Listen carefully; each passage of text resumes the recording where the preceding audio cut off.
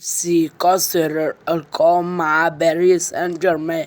صل بينا على النبي وتعالى أقولك بعد انتهاء موسم مع باريس سان جيرمان وميسي مبقاش له أي نادي دلوقتي. خلاص ميسي انتهى عقده مع باريس سان جيرمان، بس ميسي مكسر الأرقام في أوروبا. تعالى أقولها لك. تخيل كده يا صديقي أن تلزم بتسجيل أو صناعة هدف في كل مباراة مدار 1000 مباراة مع الأندية والمنتخبات.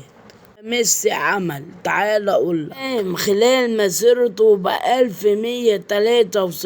هدف أسيست مع الأندية والمنتخبات. وميسي خلال مسيرته الحالية صنع 26 هدف. صنع الفرص اللي مسجلة الأجوان 357 هدف، وميسي جاب 886 هدف بمعدل 1.13 هدف في وأسيست في كل مباراة.